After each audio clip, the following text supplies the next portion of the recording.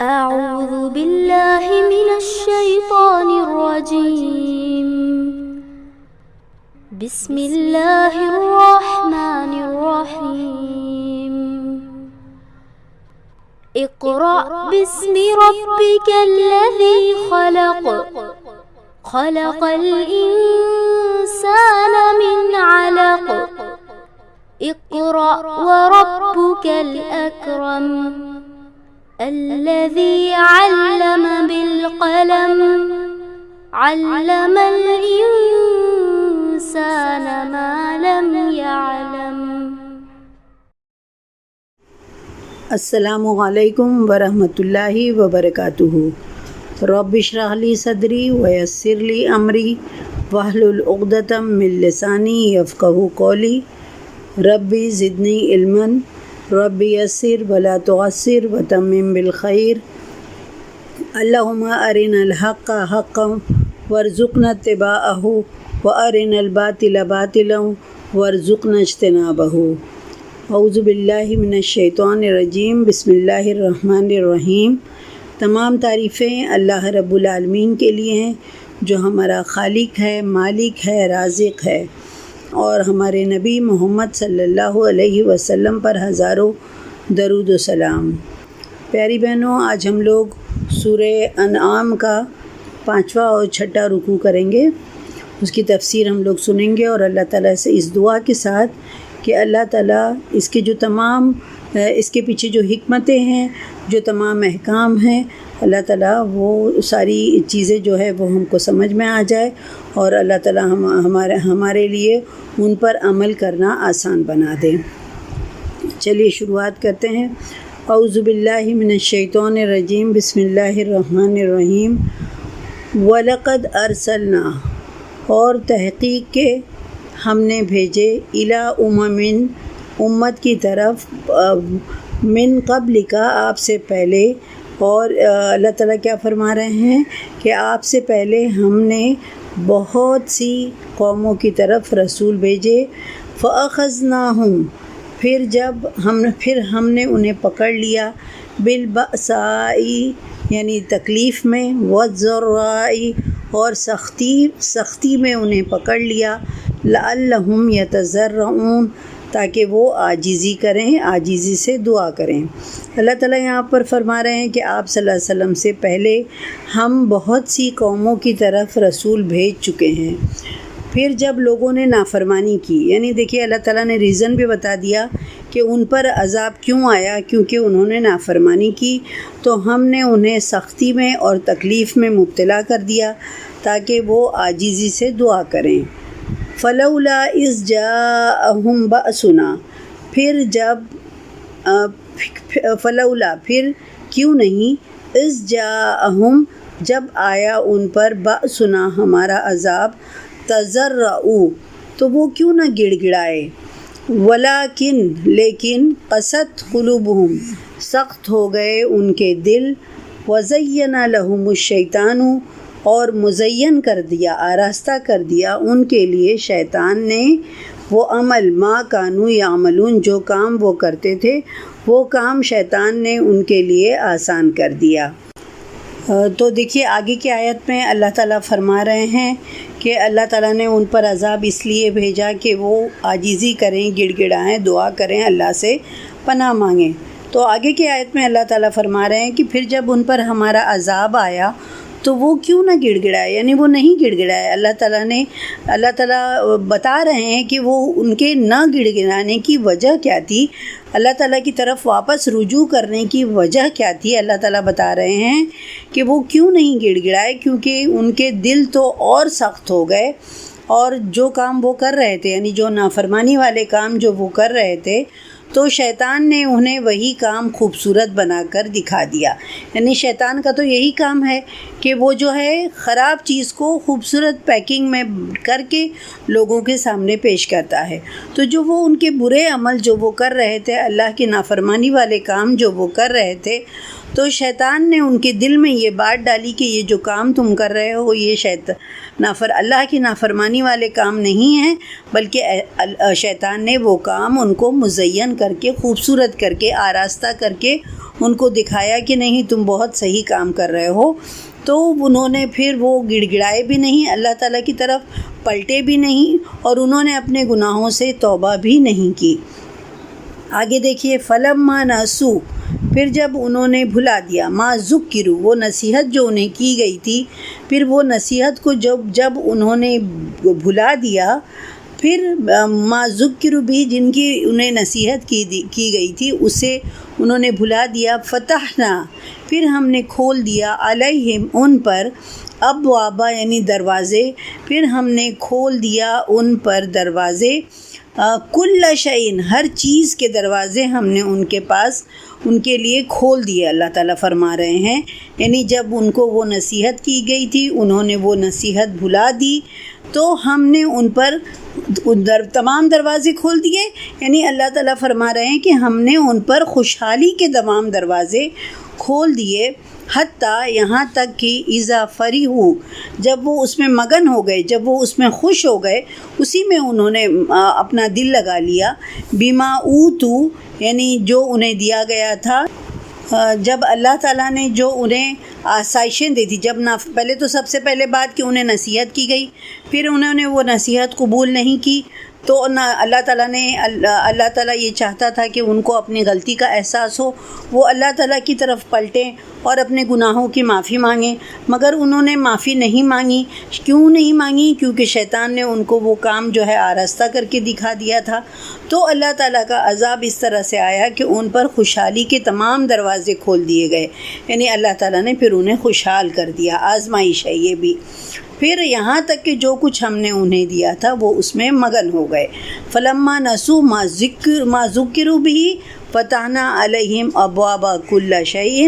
حتی اذا فرحوا بما اوتوا، پھر اللہ تعالیٰ فرما رہے ہیں اخذناہم، پھر ہم نے کیا کیا، انہیں پکڑ لیا، بغتتاً، اچانک، پھر ہم نے انہیں اچانک پکڑ لیا،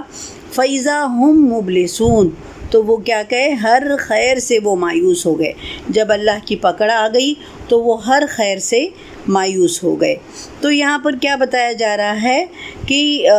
دنیا میں جو عذاب سے متعلق جو اللہ کا قانون ہے وہ یہاں پر بتایا گیا ہے کہ اللہ تعالیٰ نے اصل میں کیا ہوتا ہے کہ جب انسان کوئی قوم یا انسان جب اللہ تعالیٰ کی نافرمانی کرتی ہے تو اللہ ان پر پہلے ہلکے ہلکے عذاب نازل فرماتا ہے، جیسے قحط آتی ہے، بیماری آتی ہے، خشک بارش نہیں ہوتی ہے، اور چھوٹے چھوٹے عذاب وغیرہ آتے ہیں، یا بزنس میں لاس ہوتا ہے۔ تو یہ جو چھوٹے چھوٹے عذاب ہوتے ہیں یہ وارننگ کے طور پر آتے ہیں تاکہ لوگ اللہ کی گرفت سے، اللہ کی پکڑ سے ڈر جائیں اور اللہ کے پاس پلٹیں اور توبہ کر لیں، عاجزی کریں۔ اور اگر کوئی قوم یا کوئی لوگ جو ہیں وہ ڈر کر اللہ کی طرف متوجہ ہو جاتے ہیں تو اس سے وہ جو آزمائش ہے وہ دور کر دی جاتی ہے، اور آئندہ پھر ان کے اوپر اللہ کی رحمتوں کا نزول شروع ہونے لگتا ہے۔ اور اگر توبہ وہ نہ کریں اور نافرمانیوں میں اور سرکشی میں بڑھتی ہی چلی جائے وہ قوم یا وہ انسان، تو اس پر دوسری طرح کا عذاب آتا ہے، اور وہ ہے عیش و عشرت کی فراوانی، یعنی ان کے اوپر ایک دم مال و دولت اللہ تعالیٰ لٹا دیتے ہیں، اتنا زیادہ اللہ تعالیٰ انہیں نوازتے ہیں کہ وہ جو ہے اس میں مگن ہو جاتے ہیں بالکل بری طرح سے، اور وہ اللہ کو ایک دم ہی بھول جاتے ہیں، اور وہ یہ سمجھتے ہیں جو ان کے اوپر روپے پیسے کی فراوانی آتی ہے تو وہ یہ سمجھتے ہیں کہ اس میں ہمارا کمال ہے، ہم اتنے قابل ہیں کہ ہم جو ہے اتنا سارا ہم کو فائدہ حاصل ہو رہا ہے اور ہم ترقی کر رہے ہیں، وہ یہ سمجھنے لگتے ہیں اور وہ اللہ کو اکثر فراموش کر دیتے ہیں۔ پھر ان پر ایک دم ایسا سخت عذاب آتا ہے جو اس قوم کو تہس نہس کر کے ان کو دنیا سے ہی ان کا نام و نشان جو ہے مٹا دیتا ہے، اور وہ ایک بھولی بسری یاد بن جاتے ہیں۔ یہ ہے اللہ تعالیٰ کا عذاب کے متعلق قانون ہے۔ پھر آگے کی آیت دیکھتے ہیں، فقوطیہ یعنی کاٹ دی گئی، دابر القوم الذین ظلموا،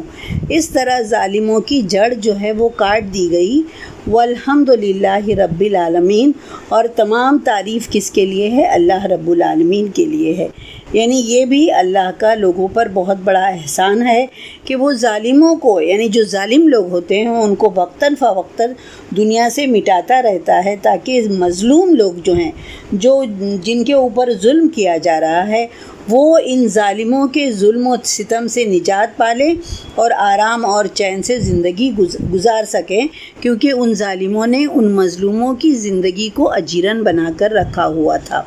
इस तरह अल्लाह ताला वक्तन फ़वक्तन ज़ालिमों को दुनिया से मिटाते रहते हैं।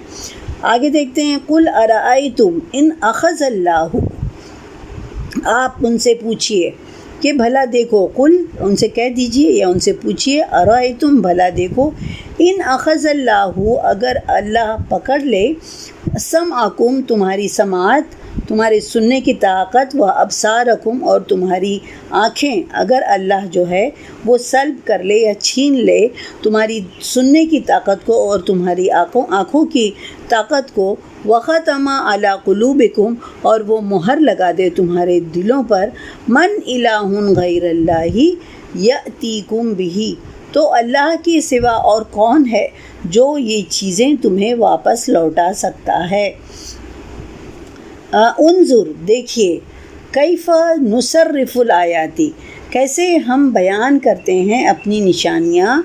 सुम्मा हुम यस्दिफून, कैसे हम अपनी बार बार जो है निशानियाँ बयान करते हैं, फिर वो जो है ये लोग क्या करते हैं, फिर भी ये लोग जो हैं मुँह मोड़ते रहते हैं। अब अल्लाह ताला ने यहाँ अपनी तीन नेमतों का ज़िक्र करके अल्लाह ताला फरमा रहे हैं कि समात यानी कान जो है जिससे इंसान सुनता है, और आँखें जिनसे इंसान देखता है, अल्लाह की निशानियाँ देखता है, और दिल जिनसे वो सोचता है। तो अल्लाह ताला फरमा रहे हैं कि अगर आप उनसे पूछिए, अगर अल्लाह ताला जो है तुम्हारी समाअत और तुम्हारी बसारत और तुम्हारी आँखें सल्ब कर ले और उन्हें मिटा दे, उन्हें नीस्तो नाबूद कर दे और तुम्हारे दिलों पर मुहर लगा दे, तो अल्लाह के सिवा और कौन है जो ये चीज़ें तुम्हें वापस कर सकता है। अल्लाह ताला यहाँ पर ये फरमा रहे हैं कि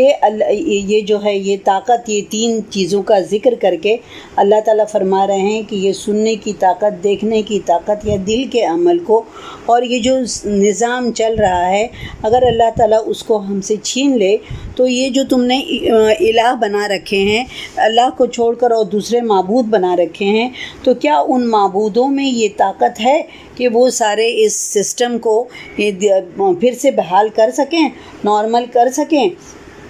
कोई नहीं कर सकता है। ये काम तो सिर्फ़ अल्लाह का है। लेकिन लोग जो हैं दुनिया में इतने मगन हो जाते हैं कि वो अल्लाह की निशानियों पर गौर ही नहीं करते हैं। जहाँ भी अल्लाह की आयत का ज़िक्र होता है वो फ़ौरन अपना रुख वहाँ से मोड़ लेते हैं।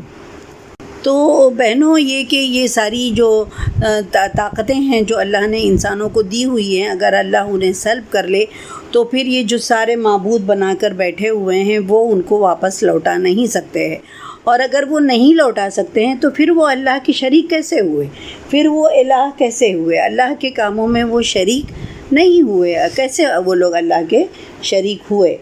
फिर आगे देखिए, वही चीज़ अल्लाह ताला यहाँ फरमा रहे हैं कि देखो अल्लाह ताला कैसे अपनी निशानियाँ बार बार अब बयान करते हैं, मगर फिर भी ये लोग जो हैं मुँह मोड़ रहे हैं। कुल, आगे की आयत में देखते हैं, कुल अराअयतकुम इन अताकुम अज़ाबुल्लाहि, आप उनसे कहिए कि भला देखो तो इन अराअयतकुम, अगर अल्लाह तुम्हें दिखाए, इन आताकुम अज़ाबुल्लाहि बग़ततन, कि अगर तुम पर अल्लाह का अज़ाब बग़ततन यानी अचानक आ जाए, औ जहरतन या खुला अलानिया आ जाए, हल युहलकु इल्लल कौमुज़ ज़ालिमून, अल्लाह ताला फरमा रहे हैं कि अगर तुम पर अल्लाह का अज़ाब अचानक आ जाए या अलानिया आ जाए तो क्या ज़ालिमों के सिवा कोई और हलाक होगा? कोई ज़ालिम ही लोग हलाक होंगे, कोई और हलाक नहीं होगा। तो इसका ये मतलब है कि अज़ाब आने की इत्तिला अल्लाह ताला क्या करते थे, अंबिया वग़ैरह को वही के ज़रिए से अल्लाह ताला उन्हें दे देते थे, اور انہیں ہدایت کر دی جاتی تھی کہ جو نیک لوگ تمہارے ساتھ ہیں، تمہارے پیروکار ہیں، تم کو فالو کرنے والے لوگ ہیں، ان کو لے کر وہاں سے نکل جاؤ، اور پھر وہاں کہاں سے نکلو؟ جہاں عذاب آنے والا ہے۔ اس طرح عذاب کی زد میں صرف ظالم ہی آتے تھے۔ یعنی جیسے موسیٰ علیہ السلام کا واقعہ، اللہ تعالیٰ نے موسیٰ علیہ السلام کو وحی کے ذریعے سے بتا دیا کہ تم بنی اسرائیل کو لے کر وہاں سے نکل جاؤ۔ موسیٰ علیہ السلام بنی اسرائیل کو لے کر نکل گئے، اللہ تعالیٰ نے سمندر میں راستہ بنا دیا، وہ سمندر پار کر گئے، اور اس کے بعد جو ہے فرعون اور اس کا لشکر بھی پیچھے پیچھے آیا، ان کو پیچھا کرتے ہوئے آیا، مگر جب وہ لوگ بیچ سمندر میں پہنچے تو وہ ڈوب گئے، اور جو ہے وہ لوگ جو سرکش قوم تھی وہ ختم ہو گئی، اور جو ہدایت والے لوگ تھے، پیغمبر اور ان کے ساتھی تھے، وہ لوگ اچھی طرح سے سمندر پار کر کے کنارے پر پہنچ گئے، یعنی اللہ تعالیٰ نے انہیں بچا لیا۔ آگے دیکھیے، آگے کی آیت میں وَمَا نُرْسِلُ الْمُرْسَلِينَ، اللہ تعالیٰ فرما رہے ہیں کہ ہم جو بھی رسول بھیجتے ہیں إِلَّا مُبَشِّرِينَ وَمُنذِرِينَ، مبشرین یعنی بشرا سے نکلا ہے، خوشخبری دینے کے لیے بھیجتے ہیں، ومنذرین اور ڈرانے کے لیے بھیجتے ہیں۔ اللہ تعالیٰ یہاں پر فرما رہے ہیں کہ ہم جو رسول بھیجتے ہیں تو صرف اس لیے بھیجتے ہیں کہ وہ لوگوں کو خوشخبری دیں۔ کس کی خوشخبری دیں؟ جنت کی خوشخبری دیں، اور ڈرائیں۔ کس سے ڈرائیں؟ جہنم سے ڈرائیں۔ فمن آمنا، پھر جو کوئی بھی ایمان لے آیا، وَأَصْلَحَ، اور اس نے اصلاح کر لی، فلا خوف علیہم ولا ہم یحزنون، فلا خوف، تو نہ انہیں خوف ہوگا، ان پر نہ کوئی خوف ہوگا، ولا ہم یحزنون، اور وہ جو ہے نہ غمزدہ ہوں گے۔ اللہ تعالیٰ اس آیت میں فرما رہے ہیں کہ ہم جو بھی رسول بھیجتے ہیں وہ صرف اس لیے بھیجتے ہیں کہ وہ لوگوں کو خوشخبری دیں اور ڈرائیں۔ پھر جو بھی ایمان لے آئے گا اور اپنی اصلاح کر لے گا تو ایسے لوگوں کو نہ کوئی خوف ہوگا اور نہ وہ رنجیدہ ہوں گے، نہ وہ غمزدہ ہوں گے۔ والذین کذبوا، اور جن لوگوں نے ہماری جھٹلایا، بآیاتنا، ہماری آیات کو، یمسہم العذاب، تو ضرور انہیں پہنچے گا عذاب، بما کانوا یفسقون، کیوں پہنچے گا انہیں عذاب؟ کیونکہ انہوں نے نافرمانیاں کی۔ یعنی جن لوگوں نے اللہ کی آیات کو جھٹلایا، پیغمبر نے جو بھی ان کو تعلیمات دی، اللہ تعالیٰ کی طرف سے جو بھی احکام پہنچایا، اور اگر انہوں نے نافرمانی کی، اللہ کی آیات کو جھٹلا کر انہوں نے نافرمانی کی، تو اللہ تعالیٰ فرما رہے ہیں کہ یمسہم العذاب، تو انہیں ضرور پہنچے گا عذاب، کیونکہ انہوں نے نافرمانی کی، انہیں ان کے نافرمانی کی سزا ضرور ملے گی۔ اب آگے دیکھیے بہنوں، ہم کو اس سے سبق سیکھنا چاہیے کہ اگر ہم آج ہمارے پاس پیغمبر تو نہیں آئیں گے، مگر ہمارے پاس اللہ کا کلام موجود ہے، ہمارے پاس اللہ کے رسول صلی اللہ علیہ وسلم کی باتیں سنت کی شکل میں ہمارے پاس موجود ہیں۔ اگر ہم ان چیزوں پر عمل نہیں کریں گے اور اس کو فالو نہیں کریں گے تو کیا کر رہے ہیں؟ ہم اللہ کی آیات کو جھٹلا رہے ہیں۔ تو پھر کیا ہوگا؟ اگر ہم اللہ کی آیات کو جھٹلائیں گے تو نافرمانی کی سزا جو ہے ہم کو ضرور ملے گی۔ آگے کی آیت میں دیکھتے ہیں، قل، اے محمد صلی اللہ علیہ وسلم، آپ ان سے کہہ دیجئے، لا اقول، میں نہیں کہتا، لکم، تم سے، اندی، کہ میرے پاس ہیں، خزائن اللہ، اللہ کے خزانے ہیں۔ میں، اے محمد صلی اللہ علیہ وسلم، آپ ان سے کہیے کہ میں یہ نہیں کہتا کہ میرے پاس اللہ کے خزانے ہیں، ولا، اور نہ، عالم، میں جانتا ہوں، غیب، عالم الغیب، اور نہ میں غیب جانتا ہوں۔ میں یہ بھی نہیں کہتا کہ میرے پاس اللہ کے خزانے ہیں، اور نہ ہی میں غیب کی باتیں جانتا ہوں۔ ولا اقول لکم، اور میں تم سے یہ بھی نہیں کہتا کہ انی ملکن، کہ میں فرشتہ ہوں، ان اتبع، میں تو صرف پیروی کرتا ہوں، الا ما یوحی الیہ، اس کی جو میری طرف وحی کی جاتی ہے۔ تو اللہ تعالیٰ یہاں پر فرما رہے ہیں کہ اے محمد صلی اللہ علیہ وسلم، آپ ان سے کہیے کہ میں یہ نہیں کہتا کہ میرے پاس اللہ کے خزانے ہیں، اور نہ ہی میں غیب کی باتیں جانتا ہوں، اور میں یہ بھی نہیں کہتا، میں یہ بھی دعویٰ نہیں کرتا کہ میں فرشتہ ہوں۔ میں تو صرف اسی کی پیروی کرتا ہوں جو میری طرف وحی کی جاتی ہے۔ تو یہاں پر ہم کو کیا پتہ چلتا ہے کہ انبیاء کا جو اصل کام کیا ہوتا ہے، کہ ان کا اصل کام یہ ہوتا ہے کہ جو لوگ ایمان لائے، یعنی جنہوں نے ان کی بات کو مانا، تو انہیں کیا کرنا ہے؟ جنت اور اللہ کے فضل و کرم اور اللہ کی رضا کی خوشخبری دینا ہے انہیں۔ جو اللہ کی باتوں کو مان لیتے ہیں، جو پیغمبر کی باتوں کو مان لیتے ہیں، تو انہیں کیا کرنا ہے کہ اللہ تم سے راضی ہو گیا، انہیں اس بات کی خوشخبری دینا ہے اور انہیں جنت کی خوشخبری دینا ہے۔ اور جو لوگ ان نبیوں کا یا اللہ کی آیات کا انکار کر دیتے ہیں تو ان کو کیا کرنا ہے، انہیں اللہ کے غضب سے ڈرانا ہے اور انہیں دوزخ کی آگ سے ڈرانا ہے۔ ان کو بتانا ہے کہ اگر تم اللہ کی آیات کا انکار کرو گے اور اگر تم پیغمبر کی بات کو نہیں مانو گے تو دوزخ کے عذاب سے ان کو ڈرانا ہے۔ مگر جو جاہل قسم کے لوگ ہوتے ہیں انہوں نے کہ یہ صحیح میں پیغمبر ہے یا نہیں ہے، تو انہوں نے اس کو جانچنے کے لیے، یعنی وہ لوگ پیغمبر کو جانچنے کے لیے انہوں نے ایک الگ ہی معیار بنا رکھا تھا۔ وہ یہ چاہتے تھے کہ ایسے لوگوں سے کچھ، اگر یہ بولتے ہیں میرے پاس فرشتہ آتا ہے، میرے پاس وحی آتی ہے، تو ان سے کچھ عام لوگوں سے ہٹ کے ان سے کچھ کام جو ہے وہ ہونے چاہیے۔ تو مطلب وہ یہ چاہتے تھے کہ ان کو وہ جو پیغمبر ہے وہ ان کو معجزات دکھائیں یا انہیں جادو کر کے دکھائیں ان کو، اور پھر اس لیے وہ کیا کرتے تھے، ان سے پوچھتے تھے کہ ہمارے دل کا حال بتائیے، ہمارے دل میں کیا چل رہا ہے آپ بتائیے، یا اب اگلے اتنے دنوں میں، اگلے 5 دنوں میں کیا ہونے والا ہے، وہ ساری باتیں ہم کو بتائیے۔ یہ ساری چیز جو ہے وہ اللہ تعالیٰ جو پیغمبر تھا ان سے وہ لوگ ایکسپیکٹ کر رہے تھے کہ یہ ساری چیزیں وہ لوگ ان کو بتائیں۔ یعنی وہ جو ہے یہ چاہتے تھے کہ ان سے عام لوگوں سے ہٹ کر کچھ الگ کام ہونا چاہیے۔ وہ یہ سوچتے تھے کہ جو یہ دعویٰ کرتا ہے کہ میں اللہ کا رسول ہوں تو اس کو ایک عام انسان جیسا نہیں ہونا چاہیے، وہ ہم میں اور اس میں کچھ فرق ہونا چاہیے۔ اگر عام انسان جو ہے وہ کھاتا پیتا ہے تو وہ جو اللہ والا ہے اس کو کھانے پینے کی حاجت نہیں ہونی چاہیے، یا عام انسان اگر شادی کرتا ہے، بیوی بچے رکھتا ہے، تو ایک جو اللہ والا انسان ہے اس کو ان سب چیزوں کی حاجت نہیں ہونی چاہیے۔ اس کو کیا ہونا چاہیے، اس کو دنیا میں اس کو دل نہیں لگا ہوا ہونا چاہیے، بلکہ وہ دنیا کو چھوڑ دے اور وہ جا کر پہاڑوں پر رہے، دنیا میں نہ رہے۔ یعنی وہ جو نکاح کرنا، کھانا پینا، دنیا کی چیزوں سے لطف اندوز ہونا، تو یہ ایک جو اللہ والا بندہ ہے وہ اس سے یہ ساری چیزیں نہیں ہونی چاہیے، بلکہ وہ تو اگر وہ ایسا کر رہا ہے تو وہ ہم جیسا ہی ایک آدمی ہے، اور ہم میں اور اس میں پھر فرق کیا ہے؟ پھر وہ یہ کیسے دعویٰ کر رہا ہے کہ وہ اللہ کا رسول ہے؟ تو اللہ تعالیٰ نے یہ جو بیوقوفی کی باتیں ہیں وہ آپ صلی اللہ علیہ وسلم کی زبان سے ان سے کہلوایا، ان کے سامنے اللہ کے رسول صلی اللہ علیہ وسلم سے یہ بات کہلوائی کہ نہ تو میرے پاس اللہ کے خزانے ہیں کہ میں تمہیں تمہارے منہ مانگے معجزات دکھا سکوں، اور جو تمہاری ضروریات جو تم ڈیمانڈ کر رہے ہو میں ان کو فوراً پورا کر دوں، اور میں یہ بھی نہیں کہتا کہ میں غیب جانتا ہوں۔ مجھے سوال کرتے تھے کہ قیامت کب آئے گی، یا بتاؤ یہ کس کا بیٹا ہے، عجیب طرح سے ان سے سوالات کرتے تھے۔ تو اللہ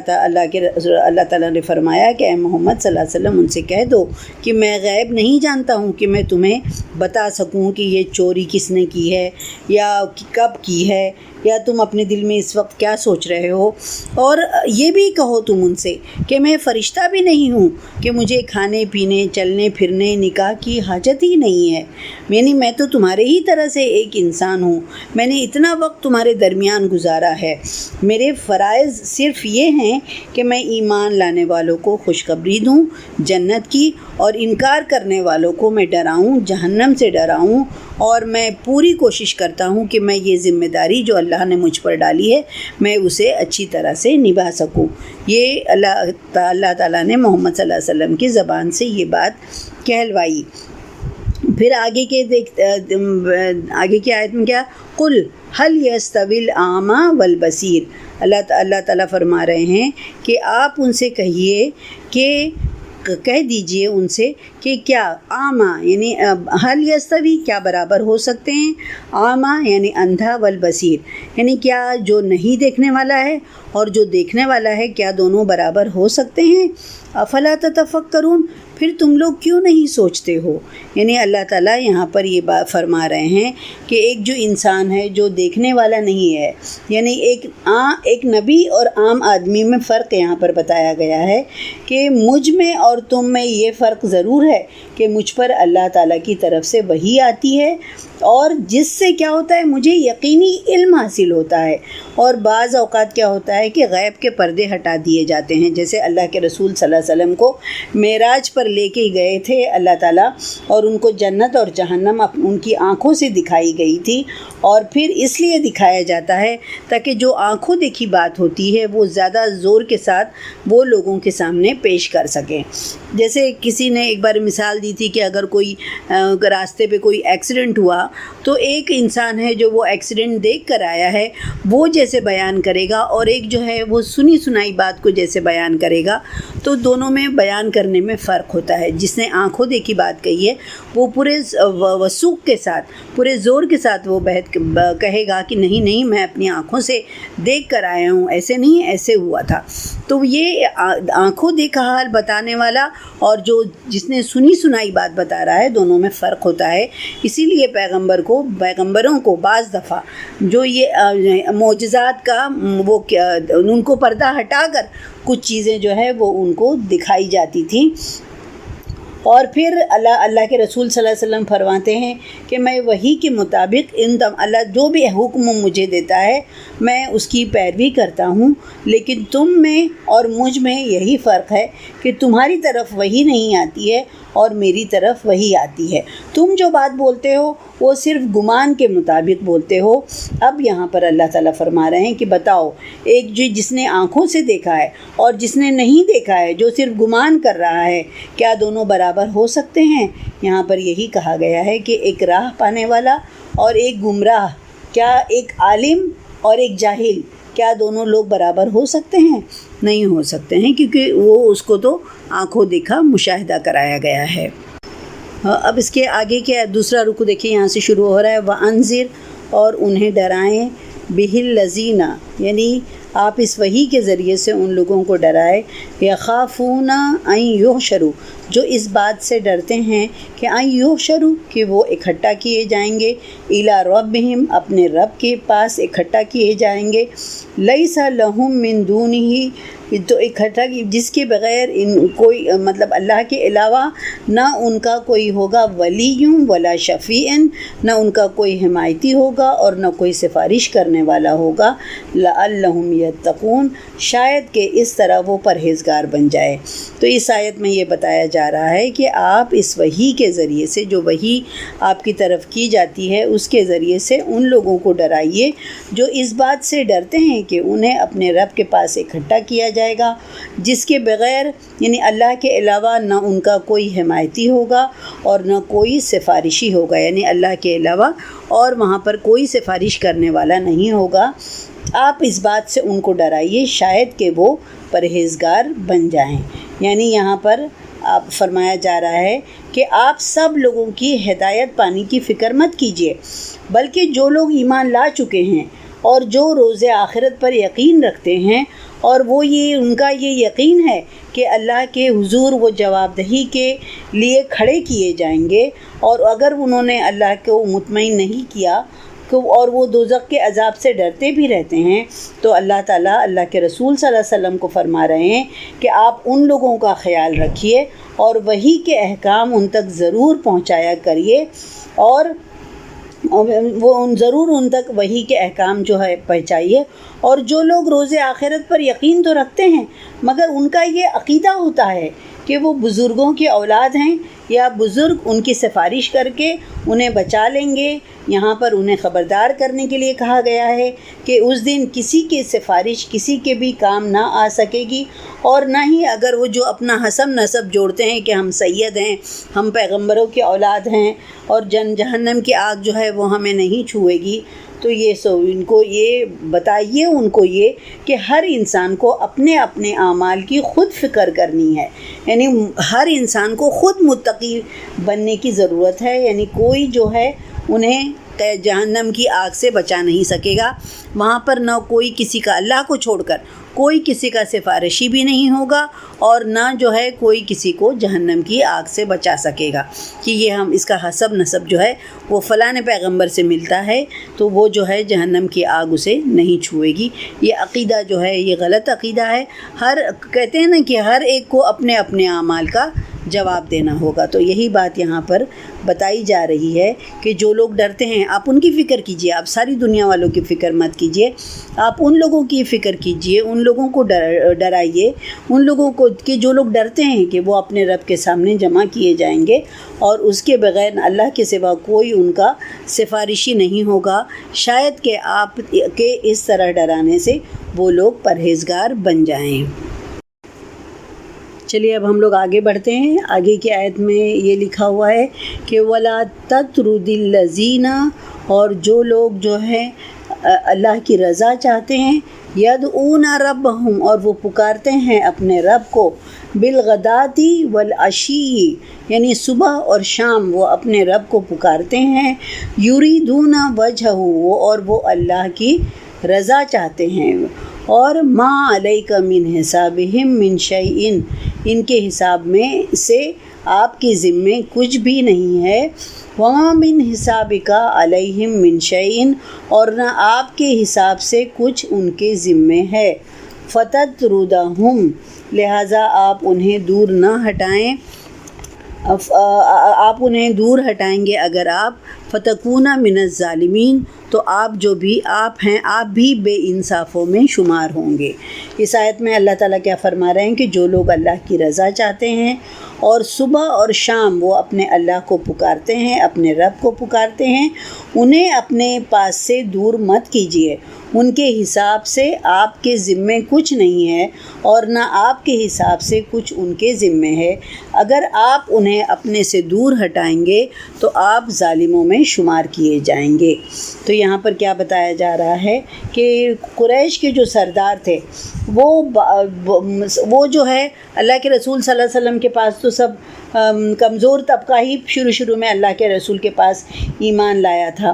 تو آپ صلی اللہ علیہ وسلم کے پاس جب قریش کے سردار آتے تھے اور وہ یہ کہتے تھے کہ ہمارا آپ کی مجلس میں آنے کو جی تو چاہتا ہے، ہم چاہتے ہیں کہ ہم آپ کے پاس آ کر بیٹھیں، مگر ہمیشہ آپ کے پاس جو ہے یہ چھوٹے چھوٹے لوگ، مزدور قسم کے لوگ، حقیر لوگ جو ہیں وہ ہمیشہ آپ کے پاس بیٹھے رہتے ہیں، لہٰذا ہم ان کے سامنے آپ کے پاس آنے میں جھجک محسوس کرتے ہیں، اگر آپ انہیں اپنے مجلس سے نکال دیں تو ہم آپ کے پاس آنے کے لیے تیار ہیں۔ اور اللہ کے رسول صلی اللہ علیہ وسلم بھی چونکہ حریص تھے، وہ یہ چاہتے تھے کہ اگر یہ بڑے بڑے قریش جو ہیں وہ ایمان لے آئیں گے تو ان کا راستہ جو ہے وہ تھوڑا آسان ہو جائے گا، لہٰذا جو ہے وہ تو اللہ کے رسول صلی اللہ علیہ وسلم کے دل میں بھی یہ لالچ تھی، لہٰذا دل میں کوئی ایسی ترکیب سوچ رہے تھے اللہ کے رسول کہ غریبوں کو تھوڑا سا اپنے پاس سے دور کر دیں اور یہ بڑے بڑے قریش کے سردار جو ہیں وہ آپ کے پاس آ جائیں۔ انہی حالات میں یہ آیت نازل ہوئی کہ آپ جو ہے ان لوگوں جو لوگ اللہ کی رضا چاہتے ہیں آپ ان کو اپنے سے دور مت کریے، اگر آپ ایسا کریں گے تو آپ ظالموں میں شمار ہوں گے۔ اس کے بارے میں ایک حدیث ہے یہاں پر آئی ہوئی ہے کہ ایک صحابی تھے، انہوں نے کہا سعد بن ابی وقاص، وہ یہ فرماتے ہیں کہ ہم 6 آدمی آپ صلی اللہ علیہ وسلم کے پاس بیٹھے تھے، مشرکین نے آپ سے کہا کہ ان لوگوں کو اپنی مجلس سے نکال دیجئے تاکہ یہ ہم پر جرأت نہ کریں، یعنی وہ 6 آدمی جو تھے اللہ کے رسول صلی اللہ علیہ وسلم کے صحابی تھے، وہ اللہ کے رسول صلی اللہ علیہ وسلم کے پاس بیٹھے ہوئے تھے، انہوں نے یہ کہا، قریش کے سرداروں نے یہ کہا کہ ان کو یہاں سے ہٹا دو اور تب پھر جو ہے ہم آپ کے پاس آ کر بیٹھیں گے۔ اللہ تعالیٰ نے یہاں پر یہ فرمایا ہے، اس آیت میں اللہ تعالیٰ نے ان صحابہ کی تعریف فرمائی ہے اور فرما دیا ہے کہ ان کو ہٹانے کی بات ہرگز مت سوچیے گا، یا اگر آپ نے ایسی بات سوچی تو یہ انتہائی بے انصافی کی بات ہوگی کہ آپ سچے مومن، وہ جو سچے مومن ہیں ان کو اس لالچ میں یہاں سے ہٹا دیں کہ دوسرے لوگ آ کر آپ کے پاس بیٹھ جائیں، اور جو وہ لوگ جن کا ایمان لانا بھی یقینی نہیں ہے، پتہ نہیں وہ ایمان لاتے بھی ہیں یا نہیں لاتے ہیں، اگر آپ ان کو ہٹائیں گے تو آپ کا شمار بھی ظالموں میں ہوگا۔ آگے کی آیت دیکھتے ہیں، وَكَذَلِكَ فَتَنَّا بَعْضَهُمْ بِبَعْضٍ، اور اس طرح ہم نے بعض کو بعض کے ذریعے سے اسی طرح ہم نے بعض لوگوں کے ذریعے دوسروں کی آزمائی، فتنہ یعنی آزمائش، اسی طرح ہم آزماتے ہیں بعض کو بعض سے۔ لِيَقُولُوا أَهَؤُلَاءِ مَنَّ اللَّهُ عَلَيْهِمْ، تو تاکہ وہ انہیں دیکھ کر کہیں کہ کیا ہم میں سے یہی لوگ ہیں جن پر اللہ نے احسان کیا ہے، مِن بَيْنِنَا ہمارے درمیان، الیس اللہ بعالم بالشاکرین، کیا اللہ تعالیٰ اپنے شکر گزار بندوں کو ان سے زیادہ نہیں جانتا ہے۔ اس آیت میں کیا فرمایا جا رہا ہے کہ اس طرح ہم نے بعض لوگوں کے ذریعے سے دوسروں کو آزمائش میں ڈالا ہے تاکہ وہ انہیں دیکھ کر کہیں کہ کیا ہم میں سے یہی لوگ ہیں جن پر اللہ نے احسان کیا ہے۔ پھر اللہ تعالیٰ فرما رہے ہیں کہ الیس اللہ بعالم بالشاکرین، تو کیا اللہ تعالیٰ اپنے شکر گزار بندوں کو ان سے زیادہ نہیں جانتا ہے۔ تو اس آیت میں کیا فرمایا گیا ہے کہ یہ جو قریش کے سردار جو تھے وہ کمزور لوگوں پر جو ہے کیا کرتے تھے، تانا کشی کرتے تھے، یعنی ان کو قریش کے جو سردار تھے وہ اللہ تعالیٰ نے یہاں پر ان کو آزمائش میں ڈال دیا ہے۔ وہ جو شرافت اور ان کے پاس پیسہ ویسا بہت تھا، اور وہ شریف اور غریب لوگوں کو جو کہ سچے مسلمان تھے ان کو اتنا حقیر سمجھتے تھے کہ ان کے ساتھ مل کر بیٹھنا بھی انہیں گوارا نہیں تھا۔ حالانکہ یہ جو غریب لوگ تھے جو مسلمان ہو گئے تھے وہ لوگ انتہائی خلوص کے ساتھ اللہ کی رضا کے طالب تھے۔ اور یہ جو قریش کے بڑے بڑے سردار تھے وہ یہ بات کہا کرتے تھے کہ یہ محمد صلی اللہ علیہ وسلم کو دیکھو ساتھی بھی ملے ہیں تو کیسے ساتھی ملے ہیں، کیا ہم لوگوں میں سے اللہ کو یہی لوگ ایسے ملے تھے جنہیں اللہ نے چن لیا ہے۔ اور پھر یہ کہ وہ ان کا مذاق بھی اڑاتے تھے اور ان پر پھپتی کستے رہتے تھے۔ اور یہ اگر کوئی غلام ایسا تھا جن سے پچھلے ایمان لانے سے پہلے اگر ان سے کوئی غلطی ہو گئی ہے تو وہ ان غلطیوں کا ان کو تانا بھی دیا کرتے تھے، حالانکہ وہ کمزور تھے، مسلمان جو تھے وہ ان تانوں کو وہ سنتے تھے اور صبر۔ تو بہنوں، یہاں پر یہی بتایا گیا ہے کہ یہ جو غلام طبقہ جو اللہ کے رسول صلی اللہ علیہ وسلم کے پاس تھا، تو وہ جو قریش تھے وہ کہتے تھے کہ کیا اللہ کو یہی لوگ ملے ہیں جن کو اللہ نے چن لیا ہے۔ تو یہاں پر اللہ تعالیٰ فرما رہے ہیں کہ الیس اللہ بعالم بالشاکرین، کیا اللہ تعالیٰ اپنے شکر گزار بندوں کو ان سے زیادہ نہیں جانتا ہے، یعنی اللہ تعالیٰ جانتا ہے کہ اللہ تعالیٰ کا شکر ادا کرنے والے بندے کون سے ہیں۔ اللہ تعالیٰ تم کو بتانے کی ضرورت نہیں ہے، اللہ تعالیٰ ان کو بہتر جانتا ہے۔ وَإِذَا جَاءَكَ الَّذِينَ، اور جب آئیں گے آپ کے پاس وہ لوگ، یؤمنون بآیاتنا، جو لوگ ایمان لاتے ہیں ہماری آیات پر، فقل، تو ان سے کہیے، سلام علیکم، تو ان سے سلام کہیے کہ تم پر سلامتی ہو۔ کتب ربکم علی نفسہ الرحمہ، تمہارے رب نے اپنے اوپر رحمت کو لازم کر لیا ہے۔ انہ من عمل منکم سوءا بجہالۃ، اور تم میں سے اگر کوئی شخص جہالت میں کوئی برا کام کر بیٹھے گا، ثم تاب من بعدہ، پھر اس کے بعد وہ توبہ کر لے گا، وہ اصلح، اور اصلاح کر لے گا، فانہ غفور الرحیم، تو بے شک اللہ جو ہے وہ معاف کرنے والا ہے اور رحم کرنے والا ہے۔ وَكَذَلِكَ نُفَصِّلُ الْآيَاتِ، اور اسی طرح ہم نے تفصیل سے بیان کی ہیں اپنی آیات، وَلِتَسْتَبِينَ سَبِيلُ الْمُجْرِمِينَ، اور اس لیے بھی کہ مجرموں کی جو راہ ہے وہ بالکل صاف ہو جائے، نمایاں ہو جائے۔ اب یہاں پر یہ آیت میں اللہ تعالیٰ فرما رہے ہیں کہ جب بھی یہ جو ایمان والے لوگ ہیں وہ آپ کے پاس آئیں اور آپ ان سے ہمیشہ یہی کہیے گا، ان کا خوش دلی سے ان کو ویلکم کریے گا، انہیں اپنے پاس سے ہٹانے کی سوچیے گا بھی مت۔ اور یہ قریش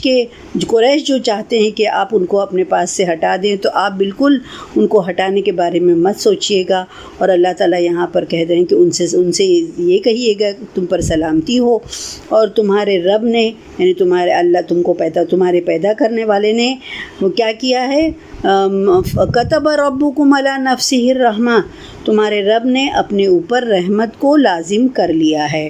یعنی مسلمانوں میں کچھ لوگ ایسے بھی تھے جن سے زمانے جاہلیت میں بہت بڑے بڑے گناہ سرزد ہو چکے تھے۔ اب اگر انہوں نے اپنی اصلاح کر لی ہے اور ان کی زندگی بدل چکی ہے تو یہ جو مخالفین، اسلام کے جو مخالف ہیں، دشمن ہیں، انہیں کیا کرتے تھے کہ ان کے پرانے عمل کے بارے میں ان کو طعنہ دیتے تھے اور ان کو اسلام سے دور رکھنے کی کوشش کرتے تھے۔ ان سے یہ کہا جا رہا ہے، آپ صلی اللہ علیہ وسلم کو یہ فرمایا جا رہا ہے کہ اہل ایمان کو تسلی دو اور ان سے کہو کہ آپ کا جو ان سے یہ کہیے کہ آپ کا رب جو ہے وہ بڑا غفور ہے، رحیم ہے، معاف کرنے والا ہے، رحم کرنے والا ہے۔ جو شخص اسلام لے آیا، اس نے کلمہ پڑھ لیا اور توبہ کر کے اپنی اصلاح کر لیتا ہے تو اللہ تعالیٰ یقیناً اس کے پچھلے گناہ جو ہے اس پر ان کی پکڑ نہیں کرے گا، اس پر ان کو معاف کر دے گا۔ حضرت ابو سعید خدری کہتے ہیں کہ میں نے آپ صلی اللہ علیہ وسلم کو یہ فرماتے سنا کہ جب کوئی شخص اسلام لے آتا ہے اور اچھی طرح سے اسلام لے آتا ہے تو اس کی پچھلی تمام برائیاں اس سے دور کر دی جاتی ہیں اور اس کے بعد جو وہ عمل کرے گا، اب نیا حساب کتاب جو اس سے شروع ہوگا، اور کہتے ہیں کہ پھر جو وہ عمل کرے گا، جو نیکی کرے گا، تو اس کا ثواب جو ہے 700 گنا تک بڑھا کر اسے دیا جائے گا، اس کا اجر دیا جائے گا۔ اور اگر وہ کوئی برائی کا ارادہ کرے گا تو ایک ہی برائی لکھی جائے گی، نیکی کا ارادہ کرے گا 700 گنا اجر، برائی کا گنا جو مطلب ہوگا وہ ایک ہی اس سے دیا جائے گا، اور اگر اللہ چاہے گا تو وہ معاف بھی کر سکتا ہے۔ یہ بخاری کی حدیث ہے۔ لہٰذا آپ ایسے لوگوں کو یقین دلائیے کہ تم پر اللہ کی طرف سے سلامتی ہے، اللہ کی رحمت جو ہے وہ بہت وسیع ہے، اور یقیناً تمہارے اسلام لانے سے تمہارے پہلے جو برائیاں ہوئی تھی اللہ تعالیٰ اس کو معاف فرما دے گا، اور اگر اس کے بعد بھی اگر کوئی شخص غلطی کرے گا لا علمی میں یا کوئی گناہ کر بیٹھے گا تو اللہ کے حضور توبہ کرے گا تو اللہ تعالیٰ یقیناً اپنے بندوں کو معاف کرنے والا ہے، اور وہ غفور ہے اور رحیم ہے۔ اب جو یہاں پر کہا گیا ہے کہ اللہ تعالیٰ نے اپنے اوپر رحمت کو لازم کر لیا ہے، اور اگر تم میں سے کوئی شخص لا علمی میں کوئی گناہ کا کام کرے گا اور اس کے بعد توبہ کر لے گا۔ حضرت ابو ہریرہ کہتے ہیں کہ آپ صلی اللہ علیہ وسلم نے فرمایا، اللہ تعالیٰ نے مخلوق پیدا کرنے سے پہلے ایک کتاب لکھی جس میں اس نے لکھا تھا اللہ تعالیٰ نے کہ میری رحمت میرے غضب سے آگے نکل گئی ہے، اور یہ بات اس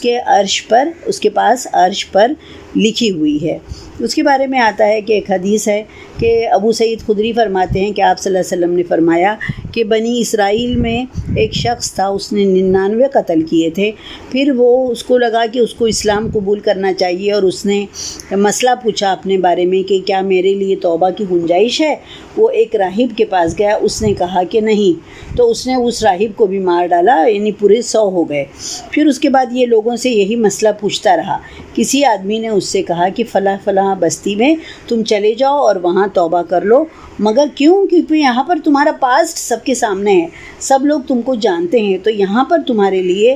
اپنے پاسٹ کو بھلا کر نئے طریقے سے زندگی گزارنا تمہارے لیے مشکل ہوگا، تو تم یہاں سے چلے جاؤ، کہیں اور چلے جاؤ۔ تو وہ چلا گیا، وہاں سے نکلا، وہ راستے میں جب جا رہا تھا تو راستے ہی میں اسے موت آ گئی